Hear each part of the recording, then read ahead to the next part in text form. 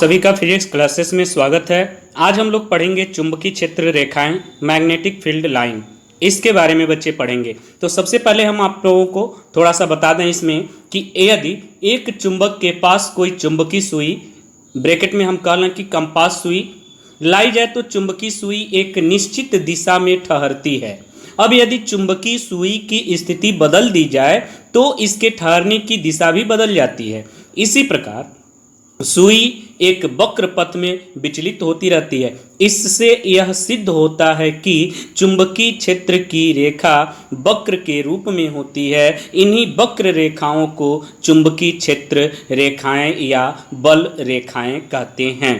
ठीक है बच्चे, तो ये चुंबकीय क्षेत्र रेखाएं के बारे में मैंने आपको परिचय कराया, बताया। अब इसकी डिफिनीशन लिखनी हो तो आपको स्क्रीन पर दिख रहा है, आप लिखेंगे जब किसी चुंबकीय क्षेत्र में एकांक उत्तरी ध्रुव को रखा जाए तो इस एकांक ध्रुव पर एक बल कार्य करता है। इस बल के कारण यह ध्रुव गति करता है। गति करने के लिए यह जिस पथ का अनुसरण करता है इस पर काल्पनिक रेखाएं खींचने पर यह पथ वक्र के रूप में प्राप्त होता है। इन वक्र रेखाओं को ही चुंबकीय क्षेत्र रेखाएं कहते हैं।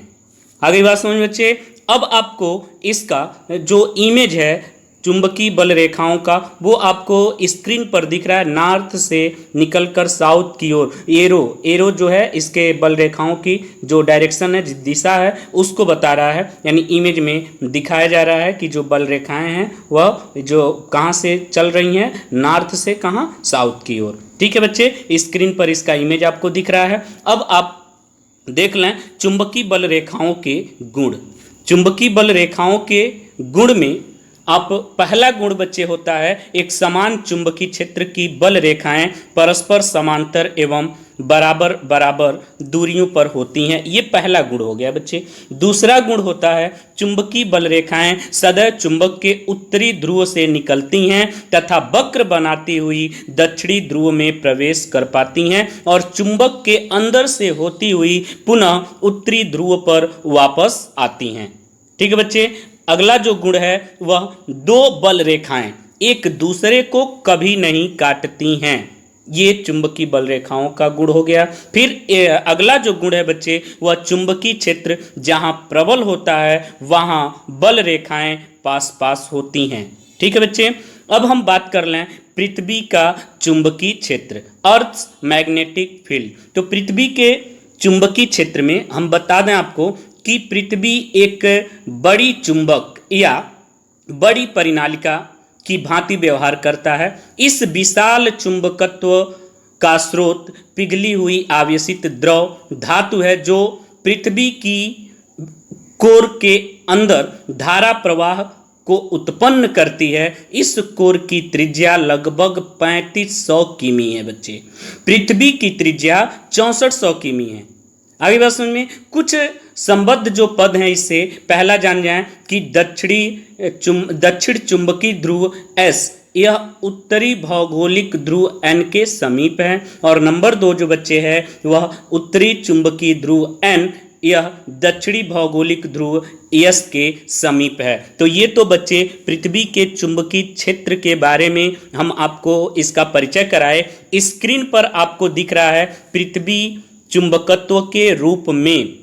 इसमें आप लोग लिखेंगे दैनिक जीवन में अनेक घटनाएं एवं प्रयोग पृथ्वी के चुंबकीय क्षेत्र की पुष्टि करती हैं। सन 1600 ईस्वी में सर्वप्रथम विलियम गिलबर्ट ने पृथ्वी के चुंबकत्व का अध्ययन किया और निष्कर्ष निकाला कि पृथ्वी एक बहुत बड़े चुंबक की भांति व्यवहार करती है। पृथ्वी का चुंबकीय क्षेत्र लगभग भौगोलिक दक्षिण से भौगोलिक उत्तर की ओर होता है। फुल स्टॉप कर लेंगे बच्चे। निम्नलिखित प्रमाणों से भूचुंबकत्व की उपस्थिति सत्यापित होती है, जिसमें पहला प्रमाण बच्चे वह है स्वतंत्रता पूर्वक लटकाया गया चुंबक सदैव उत्तर दक्षिण दिशा में ठहरता है। इसका जो सिरा भौगोलिक उत्तर की ओर ठहरता है चुंबक का उत्तरी ध्रुव तथा जो सिरा भौगोलिक दक्षिण की ओर ठहरता है वह चुंबक का दक्षिणी ध्रुव कहलाता है। यदि चुंबक को उसकी उत्तर दक्षिण दिशा से विक्षेपित कर दें तो पुनः चुंबक उत्तर दक्षिण दिशा में ही ठहरता है। ऐसा पृथ्वी के चुंबकीय प्रभाव में ही संभव है। आगे बात समझ बच्चे। अब हम दूसरे नंबर की बात कर लें तो दूसरे नंबर में आप जान जाएं, किसी चुंबक को उत्तर दक्षिण दिशा में रखने पर दो उदासीन बिंदुओं की प्राप्ति होती है। इन बिंदुओं पर चुंबक का चुंबकीय क्षेत्र पृथ्वी के उसी स्थान पर प्रभावी चुंबकीय क्षेत्र के बराबर व विपरीत दिशा में होने पर ही संभव है। अतः स्पष्ट है कि पृथ्वी एक चुंबक है जिसका चुंबकीय प्रभाव उपरोक्त प्रयोगों के अनुभव से किया जा सकता है। आगे बात समझ बच्चे। अब हम इसका आपको स्क्रीन पर इसका इमेज दिख रहा है नॉर्थ साउथ, और इसमें आपको भौगोलिक उत्तर और चुंबकीय निरक्ष, चुंबकीय अक्ष, चुंबकीय दक्षिणी ध्रुव, भौगोलिक दक्षिणी ध्रुव, भौगोलिक निरक्ष और चुंबकीय ध्रुव। यहाँ पर चुंबकीय ध्रुव और यहाँ पर पृथ्वी की जो घूर्णन अक्ष के साथ जो यहाँ पर एंगल बन रहा है बच्चे, वो देख रहे हैं आप 11.5 अंश का है। ठीक है बच्चे, यह भौगोलिक उत्तरी ध्रुव की स्थिति को यहाँ पर डॉटेड बिंदु से दिखाया गया है। ठीक है बच्चे, अभी आपको ये इमेज जो आपको स्क्रीन पर दिख रहा है एक कॉपी में अपने बना लेंगे। इस तरह का इमेज आपको स्क्रीन पर दिख रहा है, आप कॉपी पर इसको बना लेंगे। अब मैं आप सभी को इसका डिफिनीशन लिखाते चल रहा हूँ। स्क्रीन पर दिख रहा है पहला नंबर भौगोलिक अक्ष। क्या होती है भौगोलिक अक्ष? पृथ्वी के भौगोलिक उत्तरी ध्रुव एवं दक्षिणी ध्रुव को मिलाने वाली रेखा को पृथ्वी की भौगोलिक अक्ष कहते हैं।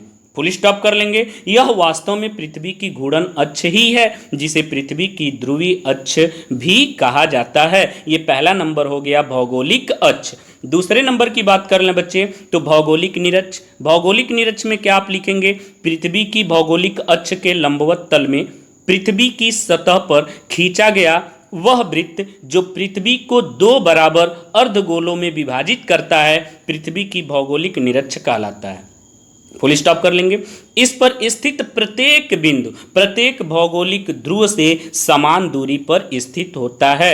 ये हो गया बच्चे नंबर 2 भौगोलिक निरक्ष। तीसरे नंबर की हम बात कर लें तो तीसरा नंबर है चुंबकीय ध्रुव, मैग्नेटिक पोल। इसमें आप लिखेंगे पृथ्वी के सतह पर जिन दो स्थानों पर चुंबकीय सुई पृथ्वी के तल के लंबवत हो जाती है पृथ्वी के चुंबकीय ध्रुव कहलाते हैं। ये नंबर 3 हो गया आपका चुंबकीय ध्रुव। बात कर लेते हैं नंबर 4 की जो चुंबकीय अक्ष है, मैग्नेटिक एक्सिस। इसमें आप देख रहे हैं बच्चे, इसमें आप लिखेंगे पृथ्वी के चुंबकीय उत्तरी ध्रुव तथा चुंबकीय दक्षिणी ध्रुव को मिलाने वाली रेखा पृथ्वी की चुंबकीय अक्ष कहलाती है। पृथ्वी की चुंबकीय अक्ष भौगोलिक अक्ष से लगभग 11.5 अंश कोण पर झुकी होती है। नंबर 4 हो गया आपका चुंबकीय अक्ष। नंबर 5 की बात कर लें बच्चे, भौगोलिक याम्योत्तर। इंपॉर्टेंट हेडिंग है बच्चे, इसको आप सभी लोग याद रखेंगे। भौगोलिक याम्योत्तर क्या है? स्क्रीन पर दिख रहा है किसी भी स्थान पर भौगोलिक उत्तर तथा भौगोलिक दक्षिण को मिलाने वाली रेखा से होकर गुजरने वाला लंबवत तल भौगोलिक याम्योत्तर कहलाता है। नंबर 5 पॉइंट हो गया भौगोलिक याम्योत्तर। नंबर 6 की हम बात कर लें बच्चे, यह है चुंबकीय याम्योत्तर। क्या है चुंबकीय याम्योत्तर? इसमें जान जाए किसी भी स्थान पर पृथ्वी के चुंबकीय उत्तरी ध्रुव तथा चुंबकीय दक्षिणी ध्रुव को मिलाने वाली रेखा अर्थात पृथ्वी की चुंबकीय अक्ष से होकर गुजरने वाला लंबवत तल चुंबकीय याम्योत्तर कहलाता है। नंबर 6 हो गया आपका चुंबकीय याम्योत्तर। नंबर 7 की बात कर लें बच्चे, यह है चुंबकीय निरक्ष।